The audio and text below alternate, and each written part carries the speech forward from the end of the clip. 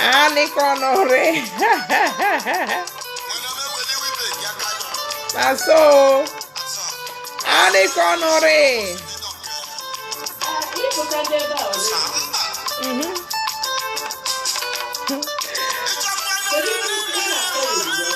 Happy weekend. Happy weekend. Anikonore. I love you all. Anikonore. Umoika.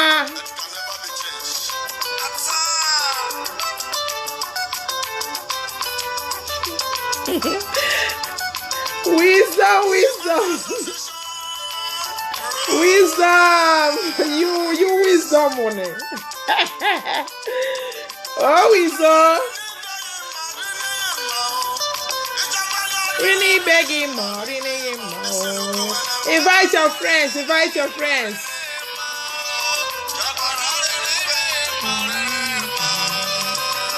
Happy weekend, Anikonore-san. Usuna ejisekere.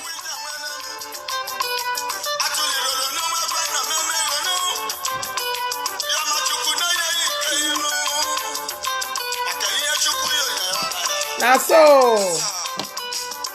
Nyochikuyo nyenwaya na ya. Invite mune na ejisekere. Oh, master blessing woman.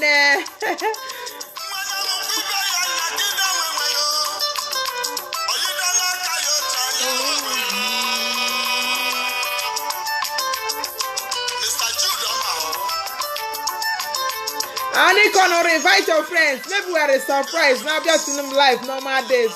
So sending surprises on the night just to say kere. Now you guys are like kere.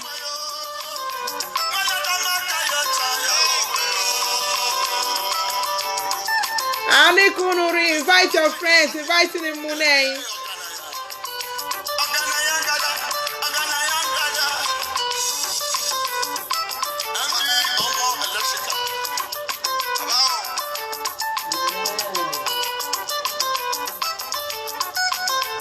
Invite your friends. Rini begging ma, rini ma. Isha rini begging ma,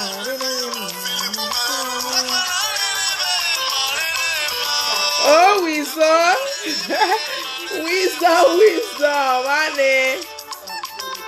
Wisdom, invite me, Mune, and we have some are joining.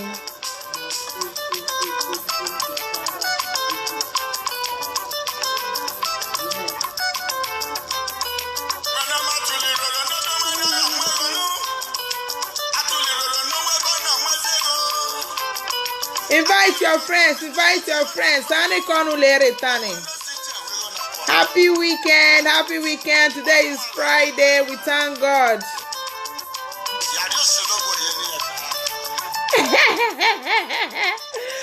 Yes, oh, beyond, yes. I'm not dying, I died in the issue. You just the color. Man. Did you dye your hair blonde? No. Invite your friends. Invite to the Mune and who else am I joining? Which level now? Thank you. It's beautiful. Yeah, I love it. My first time, I just want something different. Not something got a Buchesi. This color, I'm tired of using black again, le channel. Thank you, Brakole. Chris Dan, greeting. I greet you too, honey. Inviting him, Mune. Dodoni.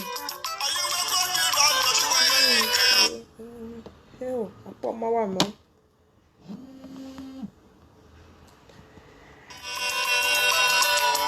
Oh yeah, Rakpo. Lovely, Joy, Alpha, Sir Joy, honey. Sajoy Anikiri, Sajoy, happy weekend. Broccoli, Mac, wisdom. Wisdom today is fine. Okay. Oh. Thank you all. America.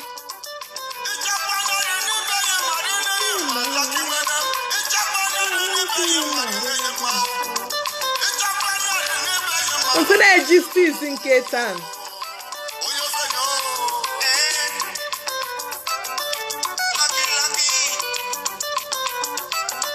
Ikarima, yes, oh. Oh, Stephanie, Stephanie, Huma.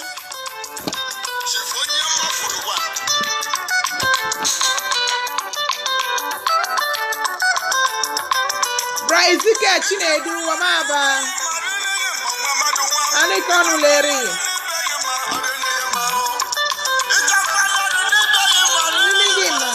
Inviting him, Mune. No, I'm going to join you in Ketan. I'm done with the channel tomorrow.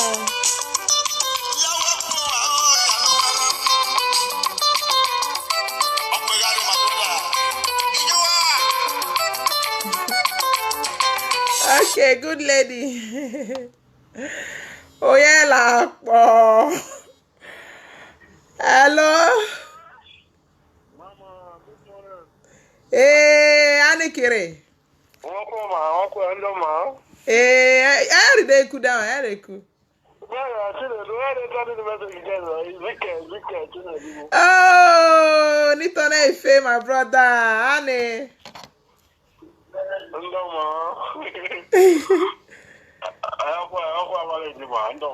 Okay. Slow boy goes on only.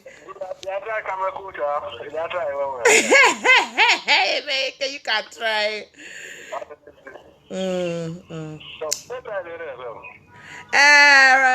Baba, Cheregu man, yella, Benny cake and knock we had in real life, you know. Okay, no. Wisdom said I go call you tired today.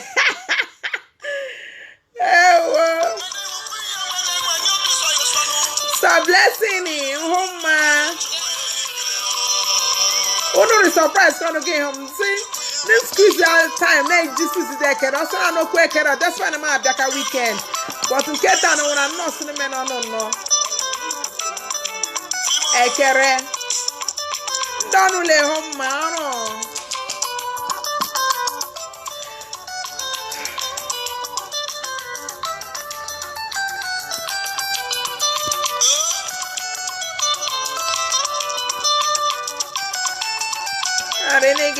I love you all.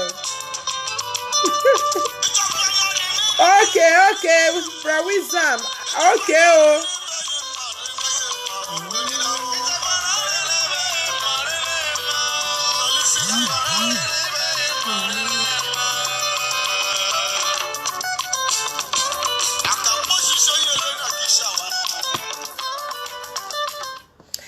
Anikunu leri ndonu le home man Ketan inviting him mune ball or the lewes my money we speak ika come live on Friday normally ma te biaka live on Friday tan just what the time not okay na GCC ekere no ntue no no oku hu onye ndi sha ndi du homen were alondika nyo men were complain and do egile kusomokwa ho were right because anikoye many Yalo only do or yalo only chamama you get locked say you tell first disturb.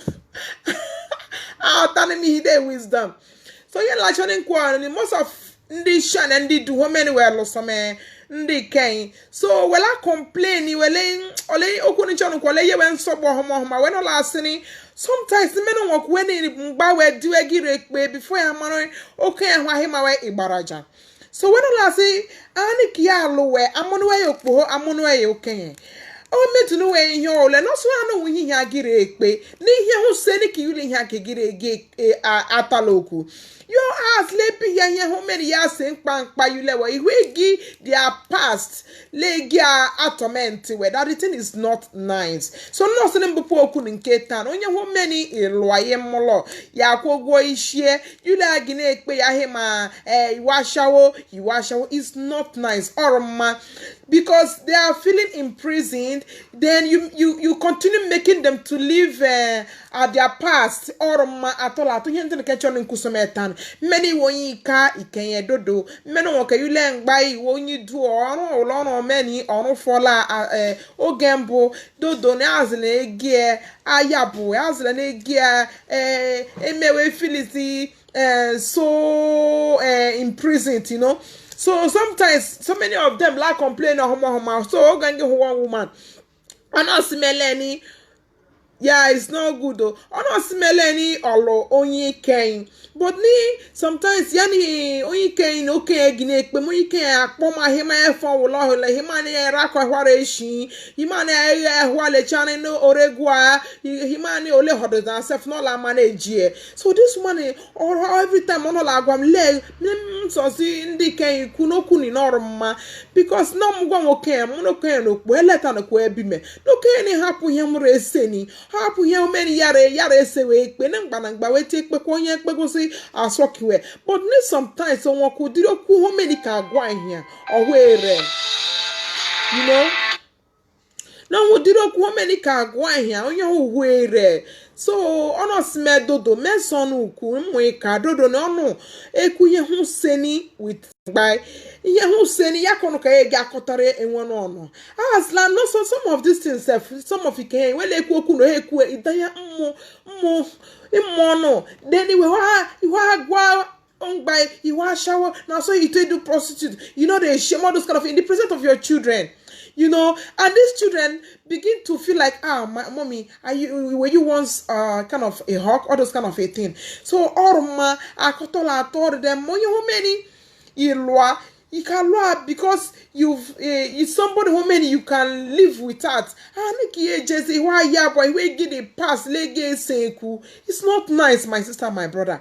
Because also when show or when you do or when you bo as an eye he will pon or him by a shower because he him by a shower your money never bo your money you want to hold here a shower your own sister men on what get looking each well here show you like it. Yeah, because this is a past. Yes, Sister Blessing, you are right. Let the past be the past and stop tormenting these women with that kind of a word, you know. Because one woman, how many money are marrying? So every time yana ngbarek we osime no like no ga mlo gbapo because need before ya mani ngbawa ya okay fine chiche idanya mwa need sometimes if ya wana akwamasi on messenger nge loy oro madodo ne mo kai kenye ikani gude toku na eku onye ho many ya love onye ho many omugude ni ohu amuni e bomuni e tomuni e no ya him ashawo o make any sense or can say you want self disabled anyway because many you who many you look ya him ashawo ya ijela lo ashawo so many amani go oro anu shi but do not continue to use the past to torment the poor woman. These people, before they marry you as to be their husband or the wife, they already love you. You have to learn how to tolerate your wife. You have to continue to love them. And men when you listen, because that woman same every time when media can bam shower or women just to give police the poking. Or say lady sometimes no you should stop domestic violence. It's not good, you know. Stop making these women to live on their past. Let them move ahead. The future is bright, you know. Don't catch on mweka oku ni choro nu le chanu so ma kuye iwo kenya o iwo po mena wo kege lo nya o la ho mena onu to le onu ho mena oroma azla ne gie is oraka ma ojoke mekenjo you know. Sometimes so many people are very, very difficult to tell you their secret because sometimes you might use it on them, which is not nice. Okay, wisdom when we're calling, make invite more of your friends, no problem. You know, don't kenchon on your moika, don't on your ole on marry on your ole when lo ye mola who like yeah. That's very stupid. Yeah, because yeah, Sister Stephanie, you are right. It's not nice at all. It's not nice. Let the past be the past and let its past bury itself. Let us move on because you can. Yeah, okay, let's assume now you hold on, but I don't want to yakpa show. You can hear myself, honey. So who is fooling who? And ya long ba yakwo ishi. I'm going more. One be go for 10 to 15 years. Ikpa olegine say ya hima ibaraja. Oyu ishi. Oyu wepo mini. All this is our ma. You could do stuff. Maybe sometimes if I don't some people, men don't work you learn by girek be memolo. No one can wag it bapa. Many pretend no case no hear many because some things so many yaki iragwam he live with them because so many people say can grow up. Grandma, the father, this is things you were saying to my mother. I was hearing all this, and the child, those words begin to terrorize the child too. These children, this thing begin to feeling all those kind of drama at that early stage is not nice. So here in Ketchon in Kuketan. Do ni mweka many loyin shy loyin do yamano no many yak west where no so me and the chana mane go do ni kenchon ngo no. Let love reign in your family. Let love reign in your household. You are right, Tama. Here saying this. I love this. Thank you, Bra Wisdom. Please let love reign. You continue to make the woman live on her past. It's not nice. It's not nice. Many who say ni kika against isn't moikwe. Ni chani guanos ma bure riri jare ho. Ni chani guanos ma kwabwenwe.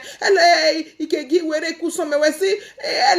Okule chani yaku oge because sometimes you begin to regret your actions, you begin to regret your words. So if I would have said this to my wife, but actually the word has been said, it can never go back again.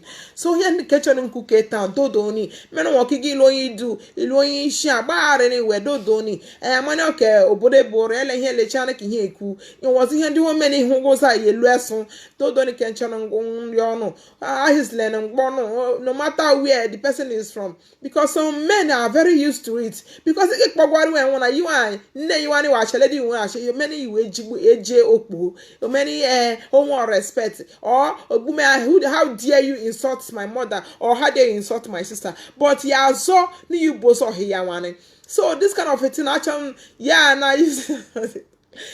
So this ladies the dead woman self no go am do the man get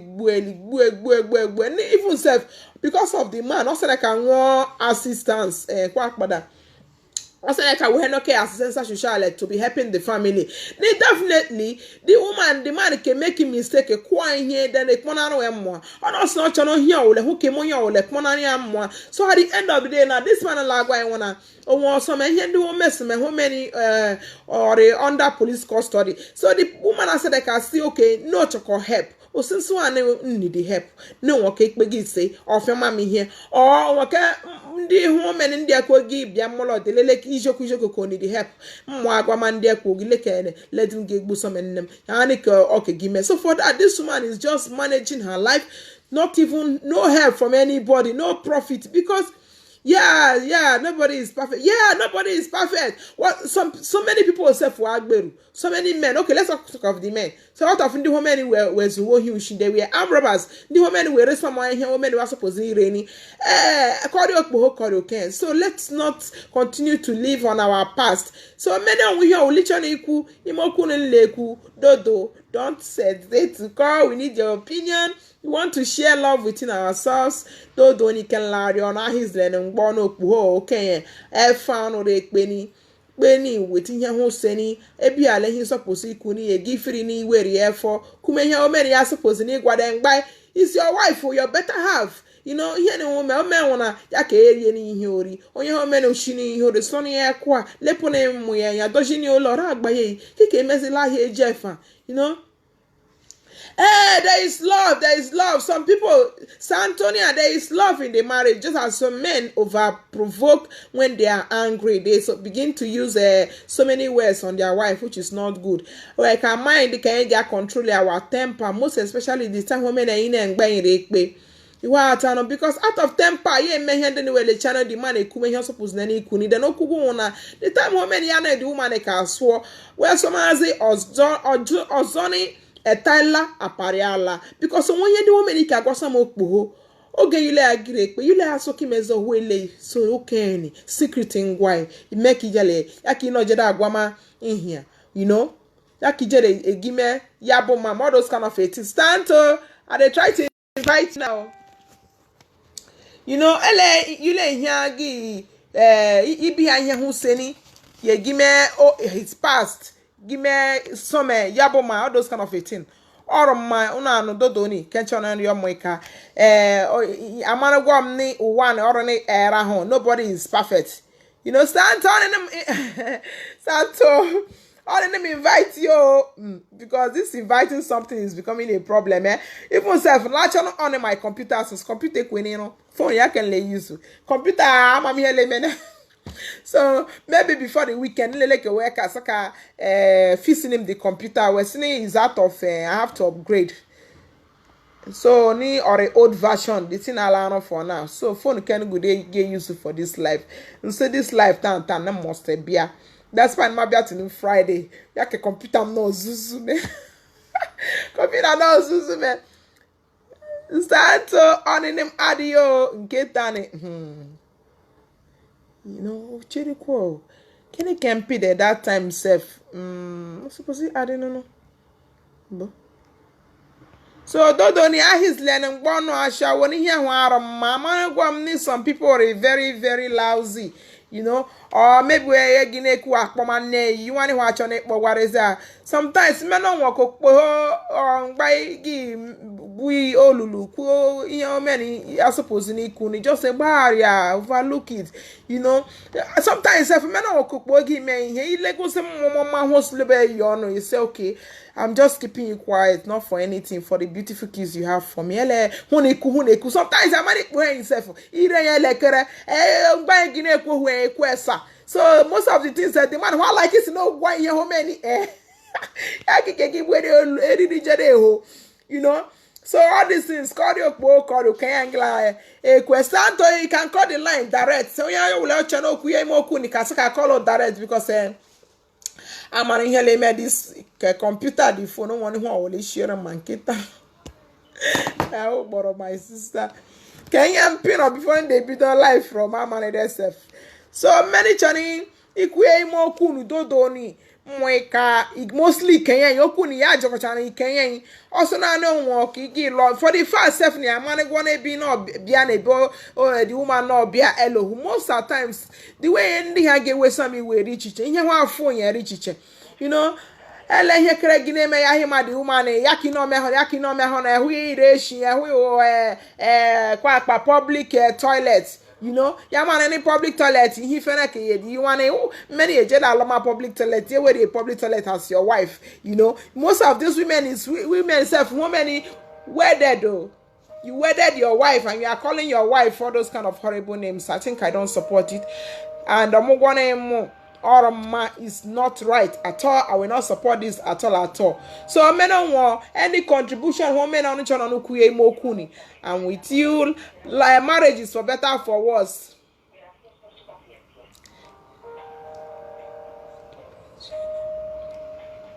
Yes, Santo Ijokuro so many so me wegi yabu ebe no wonder he can do on home himself. Ihe wa taloku elekere, ihe we ikpe. He wegi gwagi cause we nne nne honi no me hon all those kind of a thing. I don't mind discussion women you let the woman in way yake yika eku. Hello no be here who say no na him the woman. Idaya mwa o. Ibu the woman gbe idaya mwa all these things. All of my these children live to you know to know that you never loved their mother, you know, all of my, it's not nice, you know, all of my kaka. Good, Kevin, mama, bani kiri, ane konulere nketan, nwekele no, alwana mweka. Oyeke ya bude na ebuika, ya kolo ya bude na ebuika. Sometimes, you know, wakahindi yake gimesa mei, inye ho meni, ofwe ya ebo meni yake meni ya sake ye anwere oga nya gi me ihe hu meni ofwe yo homa color ya bụ na ya because man nchọrọ mmanụ ihe hụ men ya emekizi ndị ka ọnụ alie emezi ihe efilizi ahụ mewana men onwe ihe ọwụla ihe ha men ihe amem ya ke at that time once bụ mala for example nwe bụ ohu wa bụ chukwuledimo yeye m ndụ ya ka n'ime ọnụ o yeye m nwa ya ka n'ime ọnụ o yeye m nwa ya ka n'ime ọnụ o kenke meniyo o chima kenkaruniyo chimewe menwe m weye yo chimewe menwe m weye yo chimo Jehova we menwe m weye yo mmeni ihe me ihe ọkọyọnụ yiri alụdi ọkọyọnụ ya mụmụ ọkọyọnụ onwere onye ọwụla hụ emeni ihe ihe hụ meni ya ka akọnụ onwere onye ọwụla karịa oslobo so oslobo ya kike ewe ndụ ihe so onye lechara ile emeni andre na-ekpesili mgbe ikpere yes Santos na lazy man na lie some men just don't step on their toes they are ready for you 100%. Some men they will get your time well. So colony no boss me bonde ka once ka bo mo like mo ha ma bu some myself many sometimes ne won some yende wo mess many lario slow boy okay room ka won symbol boy ka anya mini you the have of a love we have love on Sunday yeah but you like on ikara Colony no boss me buonu ika It's about 11 years ago. Chineke mego ya tie jara o Jehovah mego ya tie jara mena wokan gbagi mesome ihe eze tano slobe mego ya otie jara ya lo ayeye mmo onu oho ejon ihe owula ho mena oshike mendwen oslobe osoma me ofisi ye chana ihe le chana di what pozere re ga na fu slobe akwa slash feature point ya mini show him. Oh, Mesa, yeah, Mama, it's true, but some women don't have respect for their husband. Yeah, Brachinedu is okay. You have to learn how to tolerate your husband. Sometimes you push these women to the wall.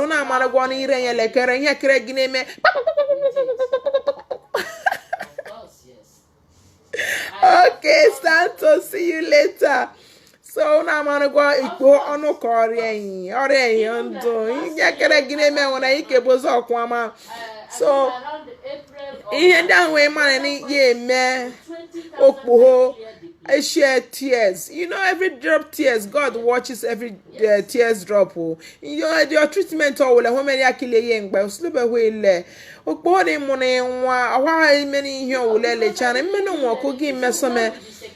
Ni ono someone zo henda we but as legis that pass latomenti a wife you say yes I do, you know, please Larion ule chani one love you guys and for the fact ni elebi no biaka no biaka eroni ndi abo here for jo ndi ka fa jo ka make ke ndi ka ihe ule gine mewe gime ihe ime so meka yonu dodoni ndi kawali oma yuna no dodoni mweka ane kono leri ane ke wedaire ane ke weda be hono re le chanere so dodo ni ken lari ono ihe ho se ni ile ngba igila ka ono ihe the secret women yakokpo yesome all those kind of a thing women ile ya gilaswo ele ye kere gini me ye gi kwa ho ge kosomo ono yaka nne na olongba ise yaka nne gi no divorce nne ya rewe ngba you wan ekpe me jeni gazi we ngba epo all those kind of a thing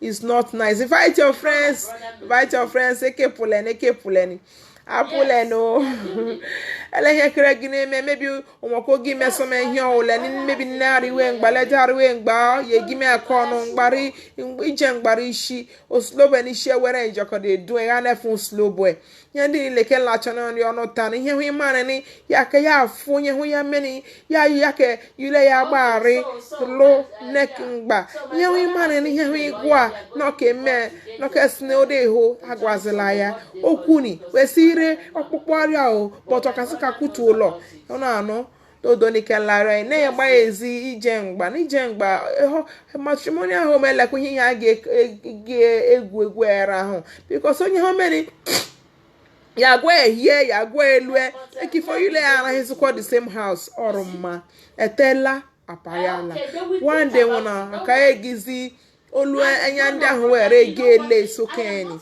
so because n'ime you kpekpe ino gichana ihe lechana ngwa ere gị akọmọnụ efe ajokai okeni efe ajokai sometimes efe ọhụ ele yo ya say he sometimes if men on here olocho na ogwada isef ogwakoze so after ngwa go itatan men you gine ekpeme you give me a common you know all those kind of a thing and some men very fast even the kori kpo kori okay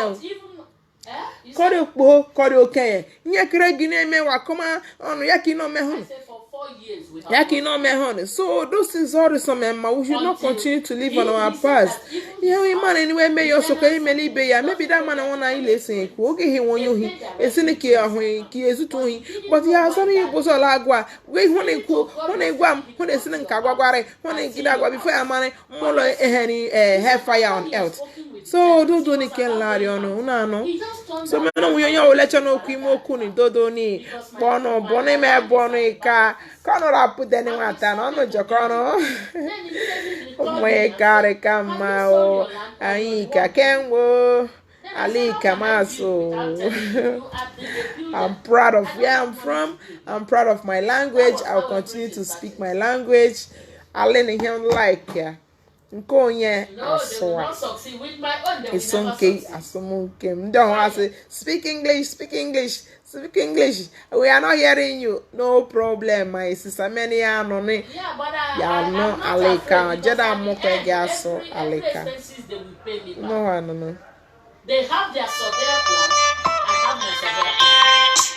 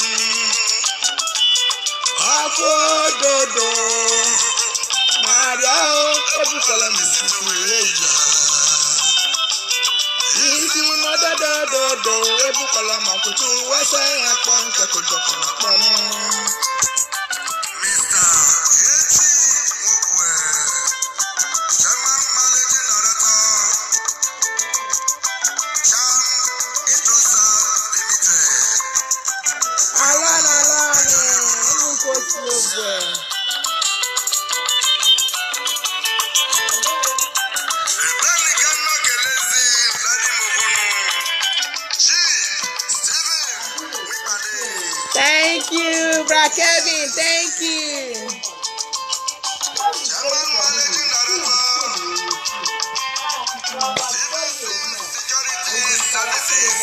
Very nice. Christian Odu. Allah.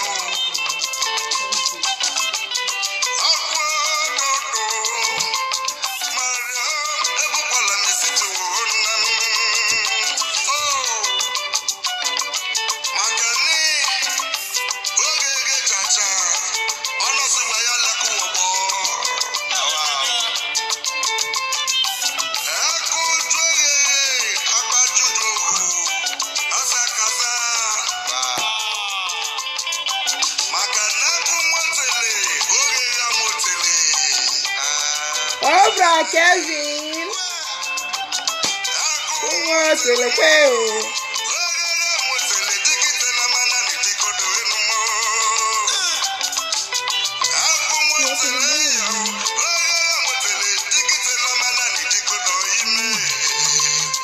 Oh, Bra Kevin.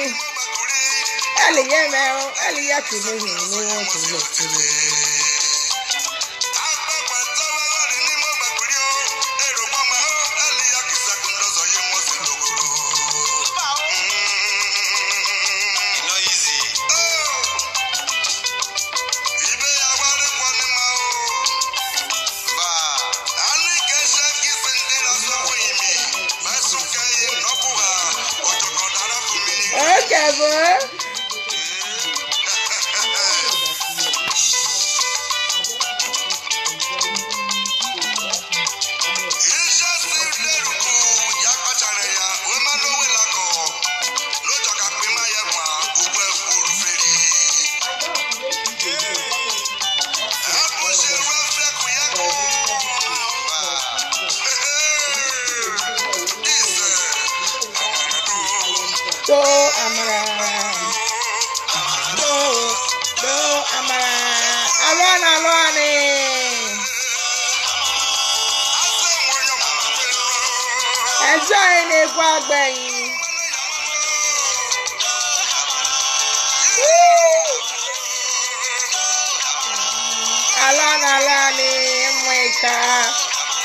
Alika Jokarema, he said, share to your friends. Invite your friends to like the page. Don't forget to subscribe to my YouTube channel. Show me some love.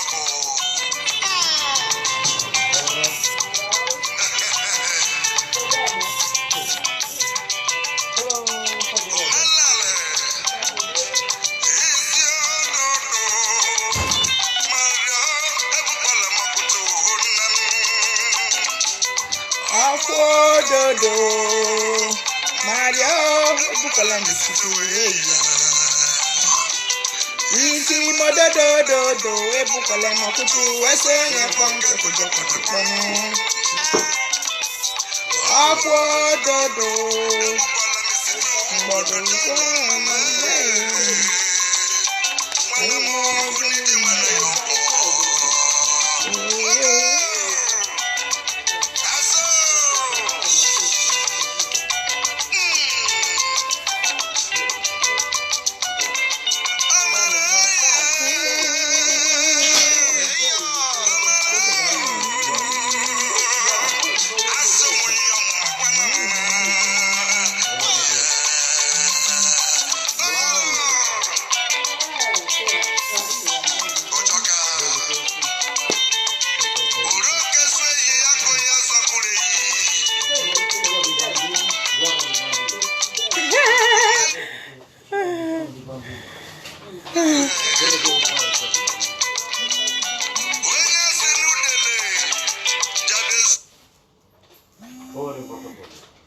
hello.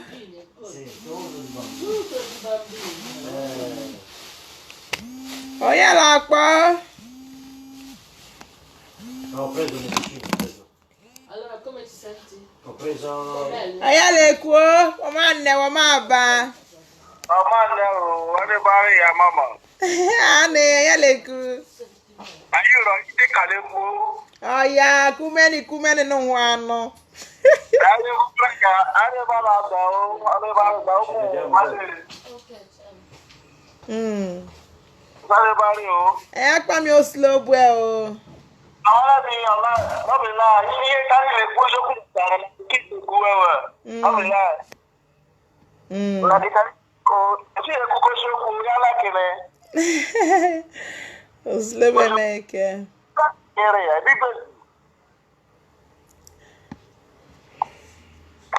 Rome. Mama. Rome. Hello? Rome kan no le kuo. Usted le keep busy.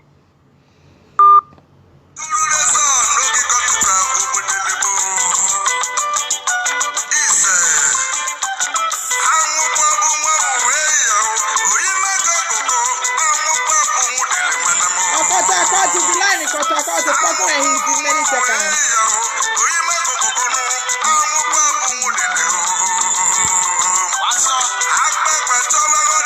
So then they are like they give you where they want to see you many are supposed to be one by you many are supposed to be one away. Don't need.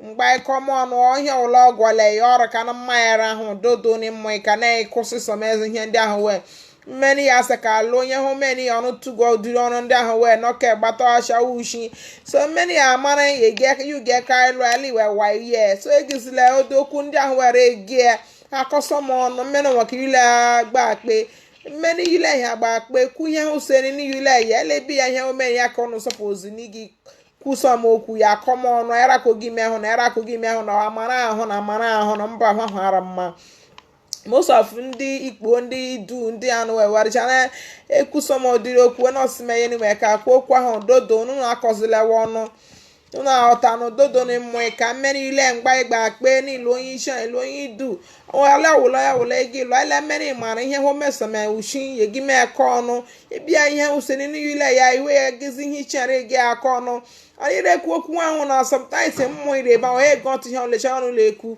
ora kana mayara ha won ihe ku ihe ku so me diamond ani ihe uncho nkusu ko mena nka ile ngba gire ekpe onu ra akose me won mena nka nwa ndu gi po ha wa jima mommy kiro ese na onu yese won ni e josere ya akoita azen wa mani onu nu ere ekpe ni nwe ka ohia onu mu we one wells ma so no bi kanne na lady ele no gwagosi ndị ha ka ọnụ ere kuere you know those kind of it ni mweka hwe gintura no so na ihe ndị ahụ wele jana osene mweka nya mini dodo ni one me ka o lori no ma slebe goze jinu lo nu chane bye bye